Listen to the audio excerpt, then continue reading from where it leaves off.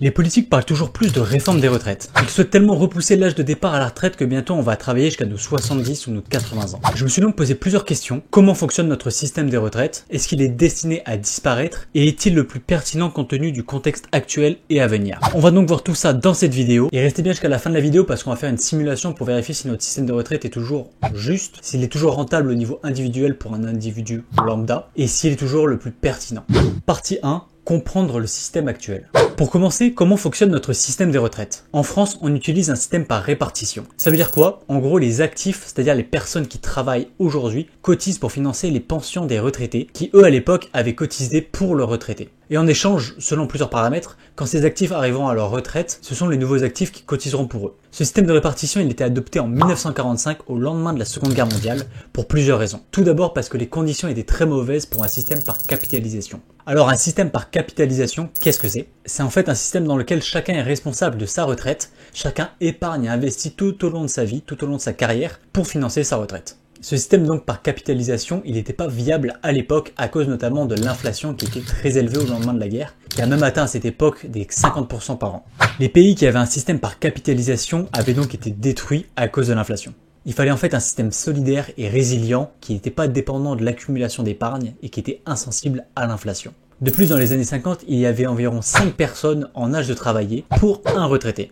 La situation démographique était donc très positive pour un système par répartition. Ce contrat intergénérationnel, chaque génération finance la précédente, apparaissait donc comme la meilleure solution dans le contexte de l'époque. Mais le problème, c'est que ce système par répartition dépend d'un équilibre fragile. Il faut assez de travailleurs dans la population active pour financer les pensions des retraités. Et les conditions démographiques, elles ont bien changé avec le temps. Car l'espérance de vie, elle, augmente tandis que la natalité baisse. Ce qui fait qu'en 2022, le ratio est tombé à 1,7 actifs pour un retraité. Ce modèle était donc parfait vu les conditions de l'époque au lendemain de la guerre, mais la situation, elle a changé. Partie 2. Que se passera-t-il à l'avenir? La tendance démographique actuelle, augmentation de l'espérance de vie et baisse de la natalité, elle va pas s'arrêter là. La situation va donc empirer, le système coûtera de plus en plus cher et sera de moins en moins tenable. Comme on peut le voir selon la projection de l'INSEE réalisée en 2023, la population active, les cotisants, ne va que très légèrement augmenter à l'avenir et va même finir par baisser à partir de 2035 environ. Les conditions actuelles du système des retraites doivent donc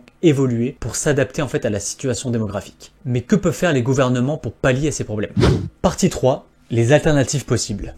Pour adapter le système de répartition au contexte économique et démographique actuel, le gouvernement peut jouer en fait sur différents leviers. Il y a d'abord les leviers d'action directs. Le premier, c'est l'âge de départ à la retraite. En vue de la situation, les politiques devraient repousser encore à mesure que la démographie augmente l'âge de départ à la retraite. C'est la principale réponse des politiques face à cet enjeu. Mais cette réponse, elle est beaucoup critiquée et elle est également pas si simple. Car même si on repousse en fait l'âge de départ à la retraite, le taux d'employabilité pour les personnes âgées est considérablement moins élevé que pour la population active classique, on va dire, les jeunes, les gens d'âge moyen.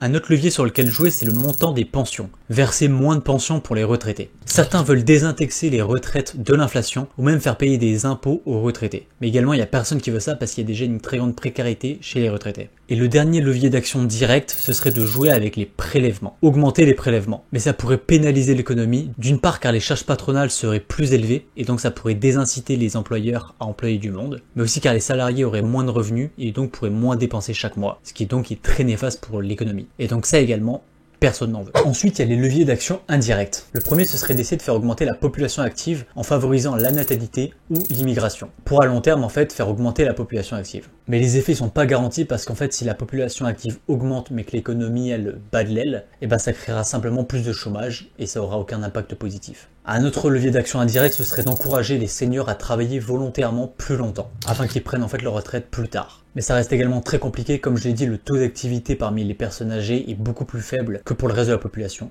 Pour les personnes de 60 à 64 ans, le taux d'activité est environ à 43,9%, et le gouvernement prévoit qu'il augmentera à 71% à peu près en 2070. Et enfin, un dernier levier indirect, ce serait de diversifier les sources de financement des retraites. Ce serait donc via par exemple une nouvelle taxe. Alors certains, comme toujours, veulent taxer les ultra riches et les super profits, un peu la solution miracle, mais au final, quand on observe ce qui se passe réellement, c'est souvent la classe moyenne qui trinque, malheureusement. Et enfin, il y aura un levier d'action un peu plus radical, ce serait simplement de changer de système des retraites. Passer en fait à un système par capitalisation, que ce soit total ou partiel. Partie 4. le futur du système. Compte tenu de la situation démographique qui touche pas seulement la France, mais la majeure partie des pays développés, les politiques vont être obligés de modifier les paramètres petit à petit pour pas trop froisser la population, sinon comme d'hab, gilets jaunes, rond-point, barrage, afin en fait d'adapter le système à la nouvelle situation démographique. Ça va se traduire par un âge de départ à la retraite toujours plus reculé, des prélèvements sociaux toujours plus importants et des pensions de retraite de moins en moins élevées. Et ce jusqu'à ce que la situation démographique se stabilise ou s'inverse, ou bien que le système implose. Mais tout comme le système par répartition apparaissait logique à adopter au lendemain de la Seconde Guerre mondiale, du fait de la situation économique et démographique de l'époque, est-ce que le système par capitalisation apparaîtrait pas plus pertinent dans notre contexte actuel et dans celui à venir? On va donc voir ça à travers un exemple concret. Pour cet exemple, on va en fait étudier le cas d'une personne lambda, qu'on va appeler Arnaud. D'après l'INSEE, en 2022, en France métropolitaine, le niveau de vie médian de la population s'élève à 24 330 € annuels. Il correspond à un revenu disponible de 2028 € net par mois, donc environ 2600 € brut. On va donc partir du principe que cette personne, Arnaud, va toucher toute sa vie le même salaire. Elle va commencer à travailler à 22 ans et elle va cotiser pendant ses 172 trimestres, soit 43 ans. Chaque mois, Arnaud va cotiser pour sa retraite de plusieurs façons. Tout d'abord, la cotisation pour la retraite se fait par notre patron à travers les charges patronales qu'il a pour chaque employé. Et ensuite par nous-mêmes à travers les charges salariales. C'est en fait cette partie-là qui nous fait passer de notre salaire brut à notre salaire net. Alors on a tout d'abord la CNAV, la sécurité sociale plafonnée, qui est de 8,55% pour l'employeur et 6,9% pour le salarié. Tous les pourcentages que je vais dire ici sont en pourcentage du salaire brut. Ensuite il y a la sécurité sociale déplafonnée, qui est à 1,9% pour l'employeur et 0,40% pour le salarié. Mais ici elle n'est pas utile parce qu'en fait Arnaud il a un revenu inférieur au plafond mensuel de la sécurité sociale, le PMSS, qui est de 3 864 € par mois en 2024. Ensuite, il y a la complémentaire, tranche 1, qui est composée de 4,72% pour l'employeur et de 3,15% pour le salarié. C'est la cotise Agir Arco, je sais pas comment on prononce ce truc. Et ensuite, dans la complémentaire, il y a également la CEG, qui est d'1,29% pour l'employeur et de 0,86% pour le salarié. Il y a également la CET, mais Arnaud a un revenu inférieur au PMSS, donc il ne paye pas. Et il y a également la complémentaire tranche 2, mais encore une fois, Arnaud n'a pas un salaire assez élevé pour payer ça, pour faire ça quoi. Ce qui fait qu'au total, Arnaud il cotise chaque mois pour sa retraite 10,91% de son salaire brut directement, vu que cet argent est prélevé directement dans ses cotisations salariales, et 14,56% indirectement, puisque c'est son patron qui s'en charge à travers les charges patronales. Si on reporte tout ça à son salaire brut de 2600 €, on obtient donc un total de 662,22 € cotisés tous les mois. Ce qui représentera donc plus de 341 000 € de cotisés sur ses 43 ans d'activité.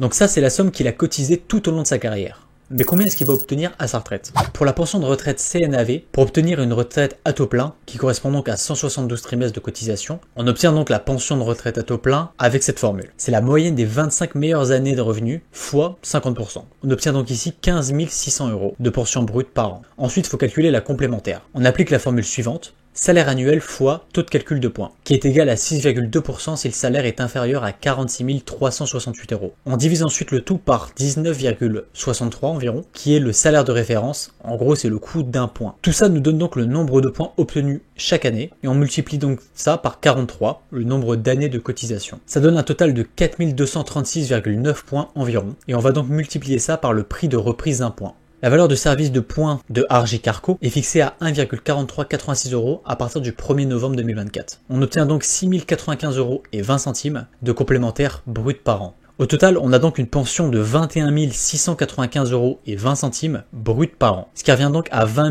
089,76 € net par an, quand on enlève en fait les 7,4% de prélèvements sociaux. Parce qu'on paye que les prélèvements sociaux, on paye pas d'impôts quand on est à la retraite. Ce qui fait donc 1674,15 € net par mois. Dans l'état actuel des choses, et compte tenu des modalités de cotisation, de l'âge de départ à la retraite et de l'espérance de vie, qui est environ de 82 ans quand on fait la moyenne entre les hommes et les femmes, Arnaud pourrait donc toucher un total de 348 558 € de retraite jusqu'à sa mort, soit légèrement plus que ce qu'il aura cotisé. Ce qui apparaît donc rentable. Ça peut même paraître entre guillemets très rentable, car s'il avait simplement épargné cette somme et l'avait en fait cachée sous son lit ou simplement gardé sur son compte courant, et cet argent-là il aurait perdu au moins la moitié de sa valeur à travers ses 43 ans à cause de l'inflation. Dans l'état actuel des choses, notre système par répartition il apparaît donc assez équilibré et plutôt rentable si les conditions ne changent pas. Mais malheureusement, comme on l'a vu, ça sera sûrement pas le cas. Maintenant, comparons ça à ce que Arnaud aurait entre guillemets pu avoir dans un système par capitalisation, c'est-à-dire s'il se chargeait lui-même de sa retraite. En partant du principe qu'il investit chaque mois le même montant qui a été cotisé dans le système par répartition, soit les 662,22 € des cotisations donc salariales et patronales, et qu'il investissait chaque mois cette somme par exemple dans le S&P 500, qui a un taux de rendement annuel d'environ 10%, ce qui vient donc, si on part du principe qu'il y a 2,5% d'inflation par an, à 7,5% de rendement par an. On obtient donc en 43 ans un total de 2,269 millions d'euros. Moins la flat tax de 30%, ça fait 1,588 millions d'euros. Ce qui revient donc à une retraite de 88 238 € par an à peu près, soit 7 353 € par mois. Ouais. Après, le système par capitalisation comporte des risques, car étant basé sur l'épargne et l'investissement, il est plus vulnérable aux crises économiques et à l'inflation. Il faudrait également que chaque personne ait un minimum d'éducation financière, afin en fait de ne pas faire n'importe quoi avec son argent tout au long de sa vie. Ce qui n'est pas garanti puisque l'éducation financière, comment bien gérer son argent et ses finances, n'est pas enseignée à l'école. Notre éducation financière dépend donc de notre curiosité personnelle et de l'enseignement de nos parents, ce qui entraîne malheureusement souvent une reproduction sociale. Les pauvres restent pauvres et les riches sont de plus en plus riches. Mais à côté de ça, le système par répartition comporte également des risques qu'il faut absolument pas négliger. Ces risques sont moins directs mais peuvent avoir vraiment de lourdes conséquences. Ça peut être par exemple perdre son emploi quelques années avant de partir en retraite, dû par exemple à un problème de santé qui vous empêche de travailler, ou alors une situation économique qui met votre entreprise en difficulté. Vous touchez 800 € et vous ne vous en sortez pas. Ben non, quand j'ai tout payé, le loyer, l'électricité, l'eau, le gaz, tout, je n'y arrive pas. Donc depuis que je suis à la retraite, je ne bouge plus de chez moi, je bouge une seule fois pour faire 50 € de courses par mois. Vous croyez que c'est une vie pour moi? J'aurais dû gagner 1 200 € de retraite et je gagne que 800 €. Et pourquoi? Vous savez, j'étais malade, j'étais obligée de m'arrêter.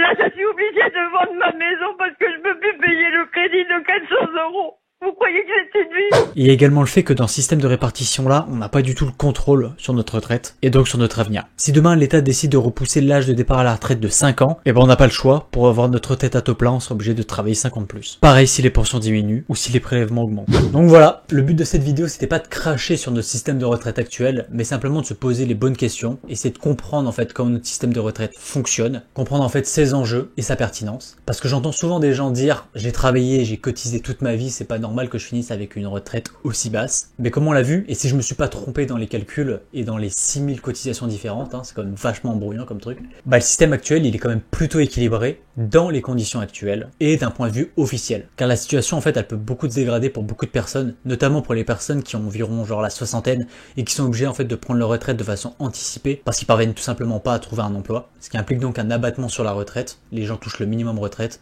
ce qui est vraiment en deçà en fait du seuil de pauvreté. Je vous invite donc à réfléchir à tout ça, à vous poser les bonnes questions. Est-ce que vous faites 100% confiance à l'État pour votre retraite ou est-ce que vous préférez gérer les choses vous-même, quitte en fait à vous planter, à faire des erreurs? Je vous remercie d'avoir regardé cette vidéo jusqu'au bout. Si vous avez des questions ou des opinions, dites-moi tout ça dans les commentaires. Pensez à liker, à vous abonner et à activer la cloche pour rien manquer. Et on se voit dans une prochaine vidéo histoire de faire de belles choses. Ciao!